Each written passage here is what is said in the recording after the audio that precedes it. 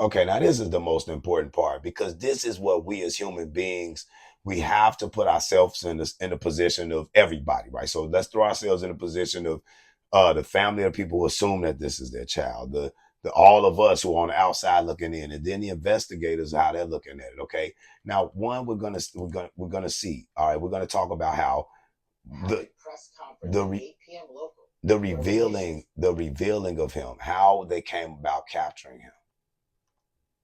I decided to release immediately to the public because we were working with the public and the media to find this killer. Shortly after that 8 p.m. release, at 10 p.m. local time, the suspect was in custody. Why? Because the father informed us, pursuant to an interview of him, that he looked at the video that we released that evening and the enhanced photos and identified the suspect. That's how fast the FBI was working to put out information in real time. And for comparative sake, the Boston bombing, the FBI didn't release images for 3 days. We know we didn't have 3 days. I made an executive decision on an investigative and operational need, and it turned out to be the right move because the men and women of the FBI said that's what we should be doing. Yeah, we knew when. And I gotta say this.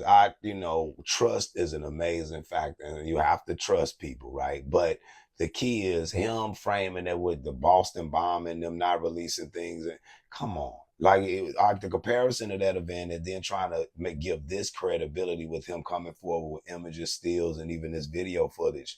None of that actually suggests that we have to trust that. And I mean, I don't know, like American public, like you have to trust that the images that they brought forward revealed the person of interest, right? And that we do trust that there was a person of interest and they brought images forward that revealed that person.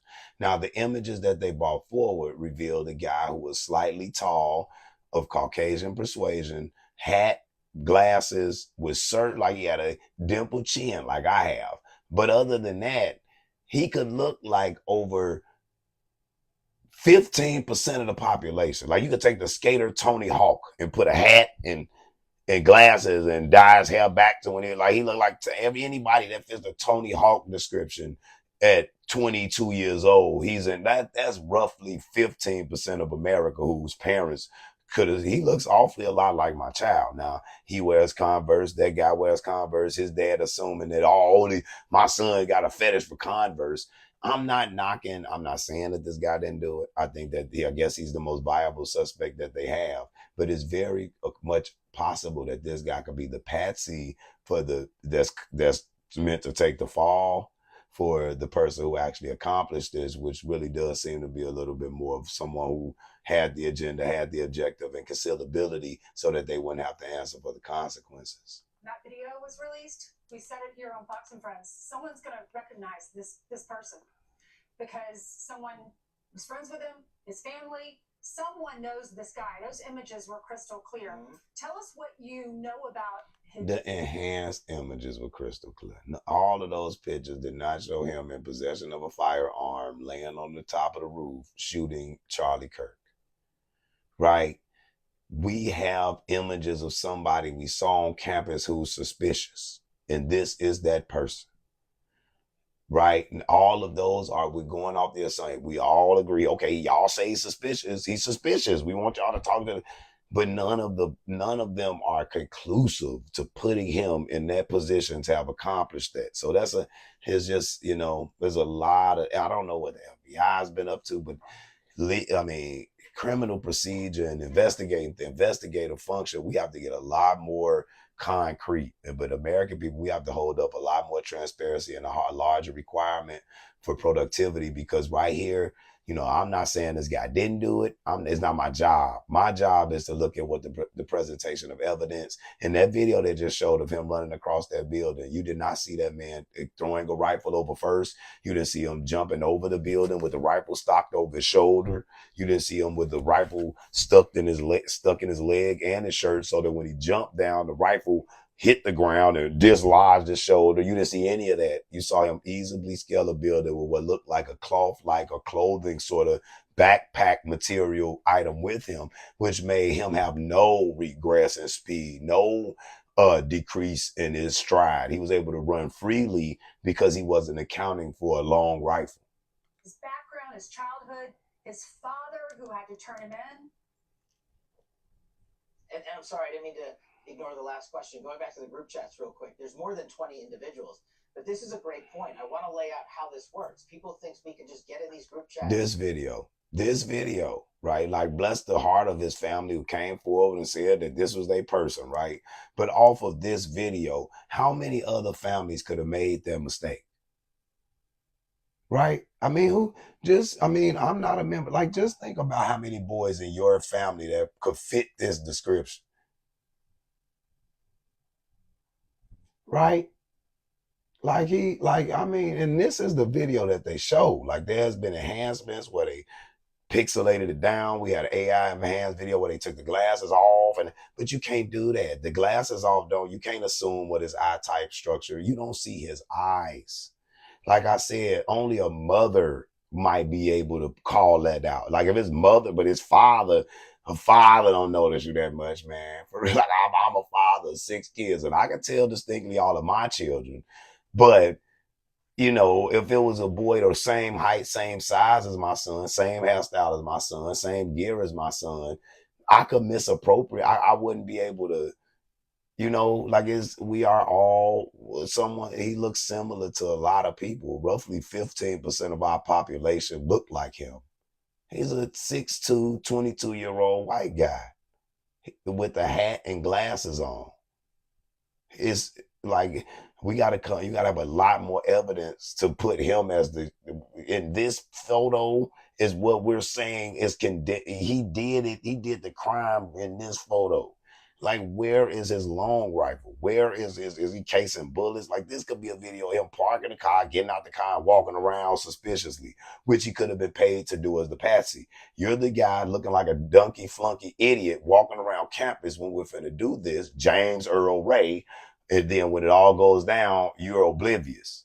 You were involved with it, but you were the flunky that was meant to get caught. There's an element of that in our history that I'm not saying has happened here, but the way the facts are being presented, you have to look at things a bit strangely. Bless his family's heart for quote unquote doing the right thing, but your family could be putting you in position to be a patsy. And immediately find out who's in them. We, the FBI, are the investigatory bodies supporting multiple prosecutions and ongoing investigations. And that's another point. Our investigation at the FBI is ongoing. And there are scores of people in this Discord chat room. But we have to effectuate legal process. We have to go out there with search warrants so that if prosecutors want to later use this evidence, it's not tainted by being illegally obtained. We, the FBI, are running the investigation pointedly on the Discord chat group. There are scores of individuals that are going to be spoken to. There are also lots of family members and friends that have already been spoken to. And one more point on forensics.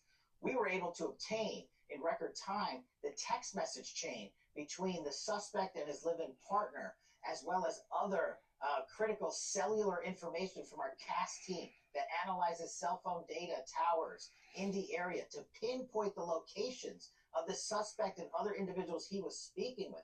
This is critical information that the FBI processed and got to prosecutors so they can lawfully use it in a court of law. And our investigation, our interviews continue, but we learned some shocking things when we spoke to his family and friends as well. You want to share them? Very interesting. The family of this, yeah, that's very interesting. For him to be such a intricate shooter, one shot kill sort of shooter, able to just do all of this with one bullet from so far away, but he's not intricate enough to maybe understand that his cell phone doesn't need to be on him when he's committing it. So he said they got cell phone data with him and everybody, but I just mentioned that a patsy could be paid to be on campus with his cell phone, walking around, why don't you climb the top of the building and fake it? You never know. So it's just very suspect. You're very suspect. Really looking forward to see how the FBI is able to reveal some facts that could really deepen the certainty than be asking for so much allocation of faith. And got to prosecutors so they can lawfully use it in a court of law. And our investigation, our interviews continue, but we learned some shocking things when we spoke to his family and friends as well. You want to share them? Those shocking things? Sure. And my job as FBI director is not to speak to motive, is to speak to the facts. And that's what I'm going investigators that he subscribed to left-wing ideology, and even more so in these last couple of years. And he had a Okay, so they're saying that he was a Democratic leftist, but see, my thing is this. Okay, he was raised in your dad and your mom are Republican, right? Okay, right? Your dad and mom are Republican. They talking about he changed in the last few years, I guess, when he became an adult, but the rebellion, though, right? If your son, you raised your son Republican, and then he gets to be 18, you train a Republican, train a country boy can survive. Shotgun, rifle, and a four-wheel drive, and a country boy can survive. You know, you got him shotgun, buck hunting, and all this shit, right? And then he started to get around other people and say that, well, my dad might have been a little bit status quo or racist or whatever the fuck. I'm not saying that, but something about his adulthood made him fucking want to vomit over with the way that he was raised, right? This is a challenge in certain communities that you're bringing your children up in a certain structure that you believe because your dad believed and his dad believed and their dad believed that it was balanced. But then when they come bumping heads with people of Asian descent and Latino descent and maybe, God forbid, African American descent, they may be changing their mind about the fucking country boy can survive, goddammit, right? So the minute they start to do that and they start shifting in ideologies, it's easy for them to take your fucking principles of one shot, one kill to whatever group they belong to. In our community, it is more of a, I graduated my son and whatever I teach him, the gang gonna get involved, right? I develop my teenager, teach him how to be an expert boxer. You know, I teach my sons how to fight, right? So if I teach my sons how to fight, the minute they rebel against our family and go to the gang gonna step him up front to be the best goddamn boxer, right? Because, right? So if them blaming him and saying, them blaming the Democratic Party, he's a leftist, he was dating gay people and all that. Listen, all of this is irrelevant into the fact of whether he or did or did not do the crime, right? His family throwing him under the bus, that even he's more suited to be the patsy. There's one group of people who, once you shame us, we'll outcast your ass from the family. I'm African American male. I've dated women of all groups, races, faces, beautiful persuasions, right? I know one group of women who dating a motherfucker like me and got their ass outcasted from the fucking family. Period. Period. And there's several cultures where that happens, but he's definitely from a culture where if everybody Republican and he started liking boys or whatever the fuck he getting into, he'll be excommunicated from the family, right? So he could be a fucking like that. We don't like you that fucking much because you changed. So the status quo, the one party, the Republican Party, bless our and their hearts or whoever the fuck, they're a status quo agenda, right? Once you start bucking the status quo, you're fucking compromisable. You know, it's the essence of why Fox News exists. Like, so for them to dive down this road of trying to make him seem like he was some all his life Democratic or leftist person, he was a guy that was raised as a Republican. He was raised in Utah by a family that was strictly probably status quo, the agenda towards Republican values. But as he grew and went to college, they hate that, but it's just exposure to different people. Your principles should hold up when he's able to bump heads with other people. Period. If your principles of having a woman and child and family come together, when he bump into other boys, he should be thinking about sleeping with boys, right? Because it don't make sense. My family raised me a certain way. So as I raise my children in the light of which my grandmother, grandfather, my father, and my mother raised me. Right. But if I hate my mama, I must become some other shit. I'm not going to look like them, right? So that's a problem with this, that the family, this does not make his family, this whole situation doesn't necessarily put his family at a position of, I bless their heart, whatever they're trying to do. But coming forward with all of this, trying to put him in one political group when he's a dichotomous political figure. He was raised Republican, and now he may have been transitioning to a more moderate or Democratic position, but for his family to raise him up on rifles and deer hunting and those and ruralism, and then for him to come forward and say his son is basically an urbanized Democrat, that's fucking crazy. Text message exchange. He, the suspect. And I'm not defending any political party. I'm presenting this from Fox News to give their perspective, but I have to be balanced. Other individual in which he claimed that he had an opportunity to take out Charlie Kirk and he was going to do it because of his hatred for what Charlie stood for. Those are factually accurate investigatory findings by the FBI that we've handed over to the local authorities and the federal authorities to make their prosecutorial decisions. But I believe in this instance of such public importance, the public has a right to know. And I've told you I'm committed to transparency, and that's what I'm doing here today. Why didn't that person that he was talking to, why didn't that person say something? Okay, he's on Discord or text messaging people that, okay, they saying, and I guess this is circumstantial evidence, so I'm not knocking this. But why isn't a person, he's some dumbass kid on the Discord making threats against Charlie Kirk, saying, I mean, how many people are making dumbass threats on the internet? How many dumbass people are making, threatening Trump's life? Even Charlie Kirk said that his life had been threatened several times. I mean, this is probably something that's more of a pariah on social media, where people being very reckless with their mouths and saying anything, but none of it is persecutable if they have not acted upon those words. Our investigation is ongoing. That's a great question, and we don't have an answer on that just yet. But Mr. Director, you're right. Your job is not to speak to ideology, but you do have the BAU, the Behavior Analysis Unit, that are there. And my sources, people that are within the Bureau and outside that used to be FBI, tell me that the BAU has been encouraged not to tackle the transgender issue from an ideology standpoint. Have you heard that? Why does it matter? See, that's my thing, dude. Did he do this crime or not? What stickable evidence can you put to him accomplishing this heinous crime?